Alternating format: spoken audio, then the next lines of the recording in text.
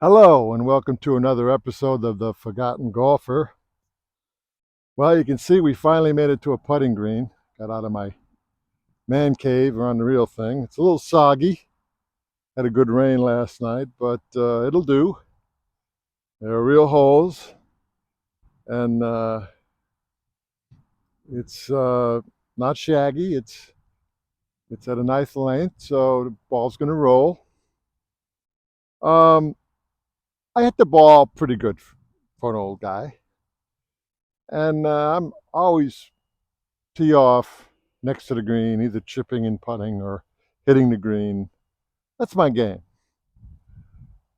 Last year, and probably the year before that, I had terrible putting rounds, and I had them go really bad on me, not because I wasn't hitting good strokes, it was that I couldn't lag the long ones. I was playing several different courses, faster greens, slower greens.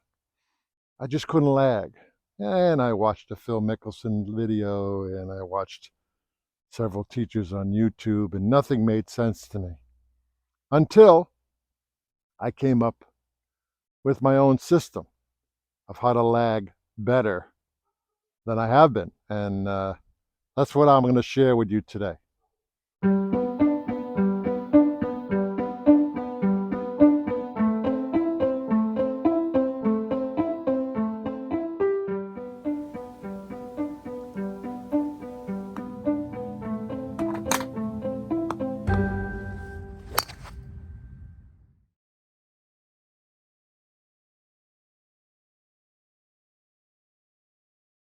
Okay, so what we have here is about a 35-foot putt between the two flags.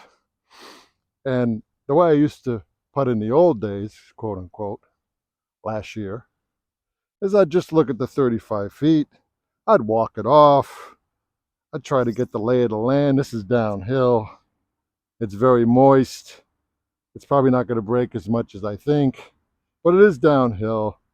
And when I have a downhill putt, the first thing that comes to mind is get it past the hole. So I got an uphill putt for the second one.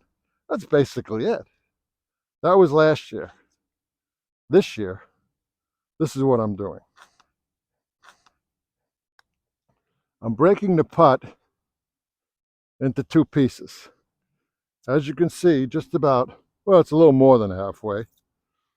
This is a spot I put in here, and you'll find them on the course halfway. From here to that hole, I can lag that all day long. That's a piece of cake. But this one, a little longer, too long for me to get the lag right all the time. So what I do is I break the putt in half. I know I can lag it to here because I got the spot. And then I get over it and I figure out how much more is there to that hole. So obviously you can't do this when you're playing, but to that hole, all that's left is a short little putt like this, right?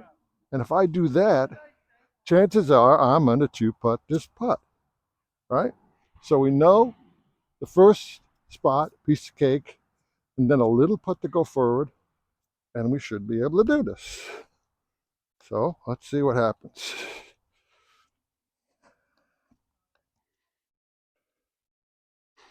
And the spot that I picked out, I'm using a tee today, but it's probably going to be a brown spot on the green or an old ball mark.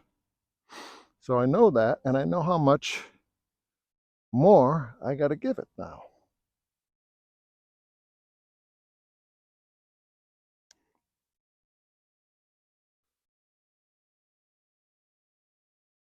And there's your lag. I could do that all day long.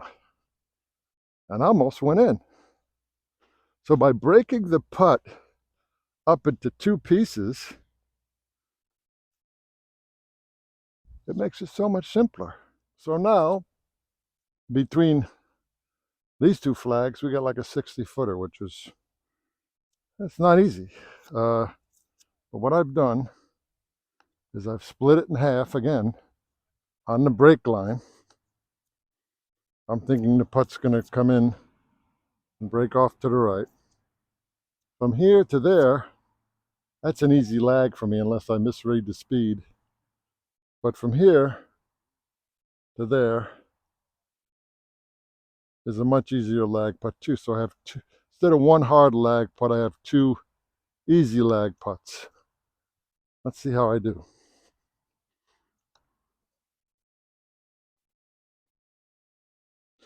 I'm combining the two lag putts with my computer and my brain. Let's see what I can do here. This putt goes up first, then down, and breaks to the right. So I got to get it over the hill and then have it drift down to the hole.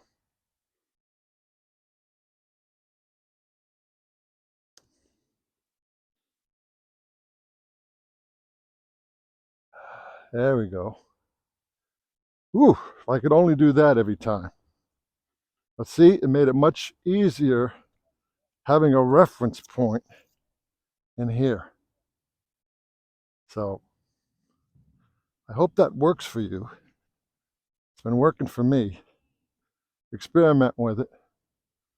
I think by cutting it into two putts, I mean, if you have a 100-footer, you just got to catch a reference point in between somewhere and hope for the best. A 100-footer is never an easy putt, but 60 was hard enough. But getting a reference point in between and hitting it double the speed